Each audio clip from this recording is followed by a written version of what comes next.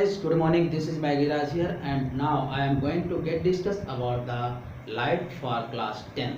अब हम प्रकाश डिस्कशन करने जा रहे हैं। तो प्रकाश क्या है? प्रकाश क्या है?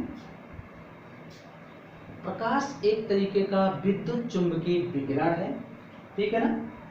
यानी विद्युत चुंबकीय विकिरण का एक रूप है जो हमारे नेत्रों द्वारा आसानी से महसूस किया जा सकता है। क्लियर? तो प्रकाश क्या है? विद्युत चुंबकीय विकिरण का एक रूप है जो हमारे नेत्रों द्वारा यानी मानव नेत्रों द्वारा आसानी से महसूस किया जा सकता है, प्रकाश कहलाता है। और इसकी प्रॉपर्टी यानी इसके गुण क्या होते हैं? तो ये सरल रेखा में चलता है, यह सरल रेखा में चलता है। और क्या हो सकता है? यह प्रकाश की चाल से चलता है। प्रकाश की चाल क्या होती है? 3 × 10⁸ मीटर पर सेकेंड ये होती है। इससे चलता है, गतिमान रहता है। क्लियर? और प्रकाश में क्या होता है तो आगे हम डिस्कस करेंगे, और आगे सीनियर क्लासेस में जब डिस्कस करेंगे तो उनमें भी पता चलेगा कि प्रकाश में परावर्तन होता है, अपवर्तन होता है, व्यतिकरण होता है, विवर्तन होता है। क्या होता है अभी ये तो हम डिस्कस करने अभी जा रहे हैं। परावर्तन, अपवर्तन, ठीक है ना, विवर्तन, व्यतिकरण, ठीक है ना।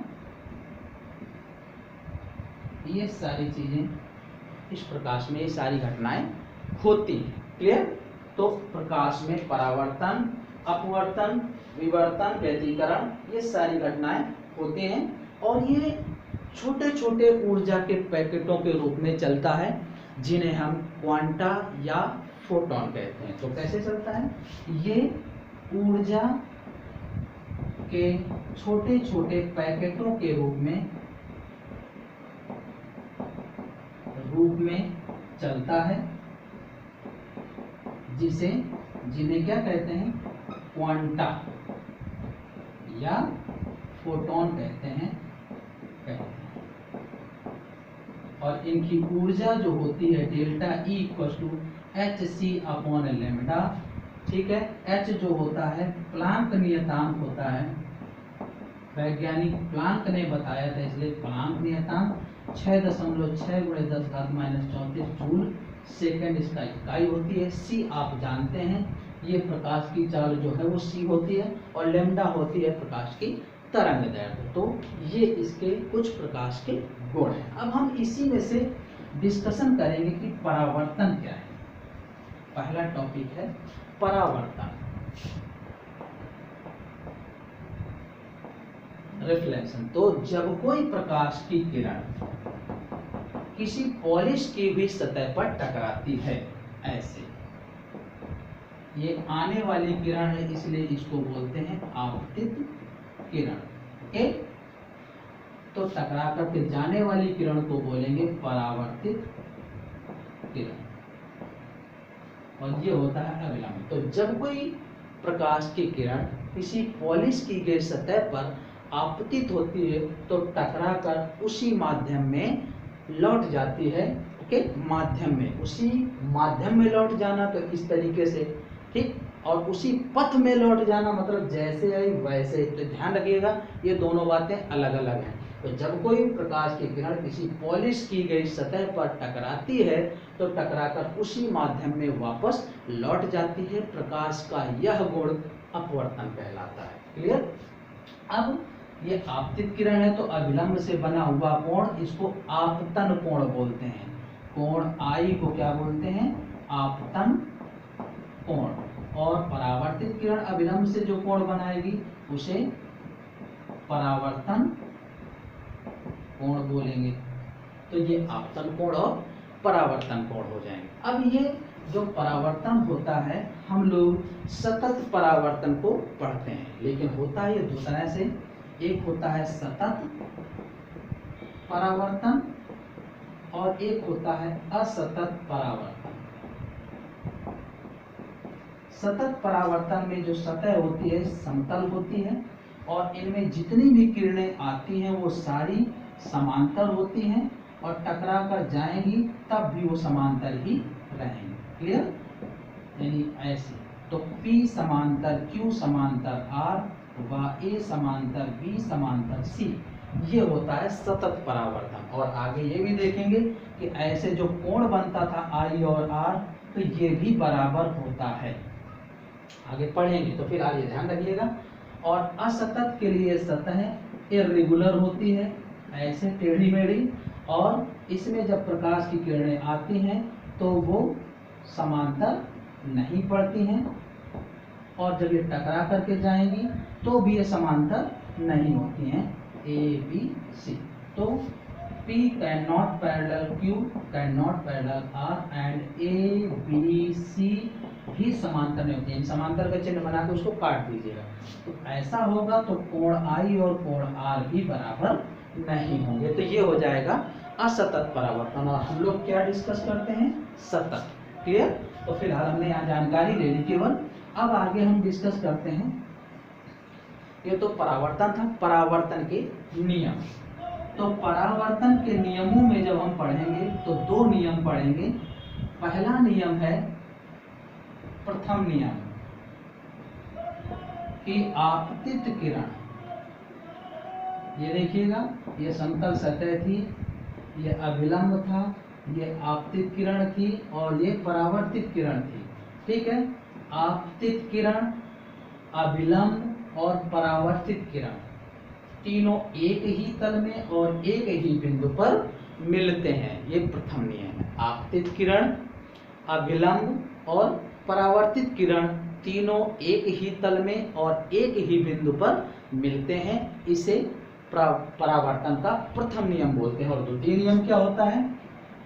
आपतन कोण और परावर्तन कोण आपस में बराबर होते हैं। ये द्वितीय नियम होगा।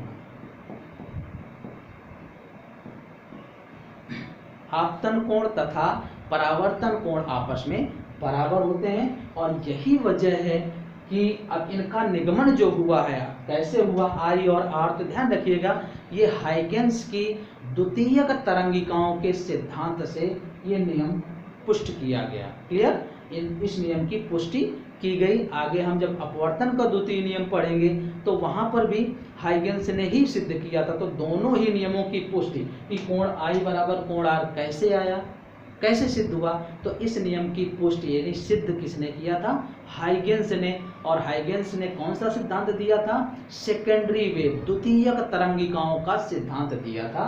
तो उससे ये पुष्टि हुई थी कि कोण I बराबर कोण R। अभी हम जब अपवर्तन पढ़ेंगे तो वहां पर द्वितीय नियम पढ़ेंगे, वहां उस नियम की भी पुष्टि हाइगेंस ने ही की। तो फिलहाल ये द्वितीय नियम। और देखिएगा यहाँ से एक छोटा सा एप्लीकेशन कि जैसे कोई ये समतल दर्पण है, तो समतल दर्पण में क्या होता है कि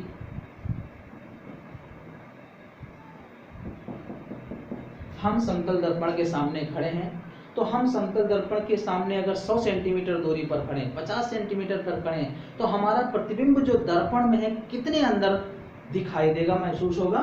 तो देखिएगा, ये I है और ये R है, और हमने परावर्तन के नियम से पढ़ा कि दोनों ही बराबर होते हैं, तो हमने दोनों ही बराबर लिख दिया। तो इससे अगर हम देखें tan I बराबर लंब बटे आधार, ये tan थीटा है, तो NI बटे NM ये आया। दूसरा tan R, ये भी tan थीटा के इक्वल है, और लंब बटे आधार NR बटे NM, तो दोनों tan थीटा है तो बराबर कर सकते हैं। तो NI बटे NM इक्वल टू NR बटे NM, तो ये आ जाएगा NI equal to NM, NR ये वस्तु है, तो ये दिखाई देने वाला प्रतिबिंब है। तो समतल दर्पण से जितनी दूरी वस्तु की होगी उतनी ही दूरी प्रतिबिंब की होगी, यानी वस्तु की दूरी बराबर प्रतिबिंब की दूरी। तो साधारण ध्यान रखिएगा, क्वेश्चन पूछा जाए कि यदि हम समतल दर्पण के सामने 40 सेंटीमीटर दूरी पर खड़े हैं तो प्रतिबिंब दर्पण के अंदर कितनी दूरी पर दिखाई देगा? 40 ही। यानी अगर हम x दूरी पर खड़े हैं तो दर्पण के अंदर जो प्रतिबिंब होगा वो x दूरी पर ही दिखाई देगा। ये चीज बता रहा है, ये बता रहा है दर्पण से वस्तु की दूरी बराबर दर्पण से प्रतिबिंब की दूरी। क्लियर? तो ये हुआ। अब हम डिस्कस करेंगे कि गोलीय दर्पण। तो पहली चीज गोलीय दर्पण क्या है? तो एक ऐसा दर्पण जिसका गोलीय पृष्ठ में पॉलिश हो। क्लियर? यानी जिसका पृष्ठ गोलीय हो, उस दर्पण को गोलीय दर्पण कहते हैं। क्लियर? एक ऐसा दर्पण जिसका पृष्ठ कैसा हो? गोलीय हो। परावर्तक सतह कैसी हो? गोलीय हो, वो गोलीय दर्पण होता है। और यहाँ पर ये दो तरह से होते हैं, अवतल दर्पण यानी अवतल गोलीय दर्पण, ये ऐसे होता है, बाहरी सतह पर पॉलिश होती है, धसा हुआ हिस्सा होता है जहाँ किरणें आपतित होती हैं। और दूसरा उत्तल दर्पण, यानी ये इस तरीके से होता है, उभरे हुए हिस्से में प्रकाश की किरणें आपतित होती है। तो अब हम इसके बारे में डिस्कस कर लें थोड़ा सा कि ये दर्पणों में कुछ खास चीजें। तो देखिएगा, ऐसे था ये, तो हम मान लेते हैं इतना हिस्सा ये जिसमें पॉलिश है, ये गोलीय हिस्सा। तो एक बिंदु होता है P जिसे बोलते हैं हम ध्रुव। यहाँ पर एक होगा फोकस बिंदु, फोकस बिंदु, ये होगा वक्रता केंद्र। ठीक है? और इसे बोलते हैं मुख्य अक्ष। और यहाँ ध्रुव से फोकस बिंदु तक की दूरी फोकस दूरी, और ध्रुव से वक्रता केंद्र तक की दूरी वक्रता त्रिज्या। ये तो आप जानते ही हैं, जान चुके हैं। वृत्त जैसे होता है तो ये त्रिज्या होती है। तो अब इनकी परिभाषाएं क्या होंगी, ध्यान रखिएगा। तो ध्रुव क्या है? एक ऐसा बिंदु जो किसी गोलीय दर्पण को दो बराबर भागों में बांटता है। देखिए, ओके। तो एक ऐसा बिंदु, गोलीय दर्पण में एक ऐसा बिंदु जो गोलीय दर्पण को दो बराबर भागों में बांटता है, ध्रुव कहलाता है, फोकस बिंदु। आप सिंपल सी एग्जांपल देखिए कि जब कोई अंधेरे में कोई चीज हम ढूंढ रहे हो और टार्च लगाते हैं तो बोलते हैं कि इधर की ओर टार्च इंगित करिए, मतलब जिधर आप वस्तु देख रहे हैं क्या हुआ, सारा प्रकाश उसी तरफ केंद्रित हो, यही तो फोकसित हो। तो ये एक ऐसा बिंदु है जहां सभी समांतर किरणें जब दर्पण पर पड़ेंगी तो टकराकर जिस बिंदु पर मिलती हैं उसे फोकस बिंदु कहते हैं। एक ऐसा बिंदु जहां पर दर्पण में पड़ने वाली सभी समांतर किरणें परावर्तन के पश्चात मिलती हैं, फोकस बिंदु कहलाता है। क्लियर? वक्रता केंद्र क्या है? केंद्र क्या है? ये गोले का केंद्र है। तो ये गोले का केंद्र कैसे बोलेंगे? यानी ये गोलीय दर्पण जिस गोले का भाग है उसी गोले के केंद्र को वक्रता केंद्र कह रहे हैं। यानी ये केंद्र इस गोले का केंद्र है और ये दर्पण जो है इसी गोले का भाग है। तो गोलीय दर्पण जिस गोले का भाग है उसी गोले के केंद्र को वक्रता केंद्र कहते हैं। और मुख्य अक्ष, इस C और P को मिलाने वाली रेखा, वक्रता केंद्र और ध्रुव को मिलाने वाली रेखा को ही मुख्य अक्ष कहते हैं। इसमें अक्ष तो बहुत हो जाएंगे। देखिएगा, ऐसे कोई है तो इस सेंटर से बहुत सारी किरणें ऐसे जाएंगी, लेकिन ये सभी मुख्य रेखाएं नहीं है, मुख्य यही है जो ये है। ठीक है? तो मुख्य अक्ष यानी C और P को मिलाने वाली रेखा, वक्रता केंद्र और ध्रुव को मिलाने वाली रेखा को ही क्या बोलेंगे? मुख्य अक्ष। वक्रता केंद्र और ध्रुव को मिलाने वाली रेखा को मुख्य अक्ष कहते हैं। फिर फोकस दूरी, तो P से F तक की दूरी यानी ध्रुव से फोकस बिंदु तक की दूरी को फोकस दूरी कहते हैं। क्लियर? ऐसे ही वक्रता त्रिज्या, ध्रुव से वक्रता केंद्र तक की दूरी को वक्रता त्रिज्या कहते हैं। ध्रुव से वक्रता केंद्र तक की दूरी को वक्रता त्रिज्या कहते हैं। ध्यान रखिएगा, ये स्मॉल f है, कैपिटल R है और ये कैपिटल एफ है, फोकस बिंदु और फोकस दूरी में ये अंतर है, ये कैपिटल एफ से लिखते हैं और इसको स्मॉल एफ से डिनोट करते हैं। क्लियर? तो थोड़ा सा और यहाँ पर देख लें चिन्ह परिपाटी। तो ये था अवतल दर्पण और ये था उत्तल दर्पण। ये है P F C, P F सी।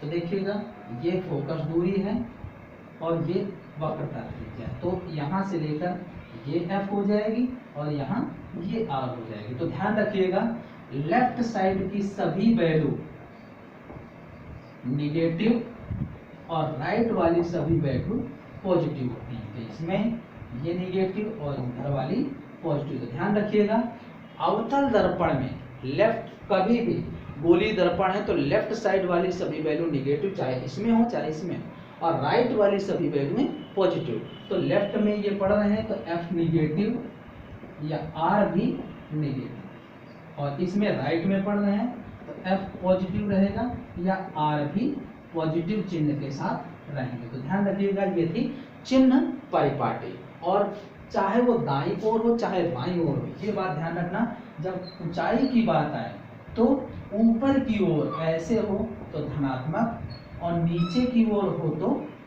ऋणात्मक, चाहे इसमें हो और चाहे इसमें हो, चाहे लेफ्ट में हो चाहे राइट में हो। लेकिन अपवर्ड है ऊपर की तरफ तो पॉजिटिव और डाउनवर्ड है नीचे की तरफ तो नेगेटिव। लेकिन ये सारी वैल्यूएं लेफ्ट के लिए नेगेटिव, राइट के लिए पॉजिटिव। यहाँ पर कंफ्यूज मत होइएगा, ध्यान रखिएगा लेफ्ट वाली वैल्यू नेगेटिव यानी ऐसी 37 दूरियों की बातें हो रही हैं यहाँ पर, ऊर्ध्वाधर नहीं। तो ध्यान रखिएगा यहाँ पर ये नेगेटिव और यहाँ पर ये सारी वैल्यूएं पॉजिटिव, और ऊपर की ओर जो भी वैल्यू हो ध्यान रखिएगा वो धनात्मक, और नीचे की तरफ जब हो तो वो ऋणात्मक। ये हम प्रतिबिंब और वस्तु की ऊंचाइयों में इसका डिस्कशन करेंगे। Okay, thank you.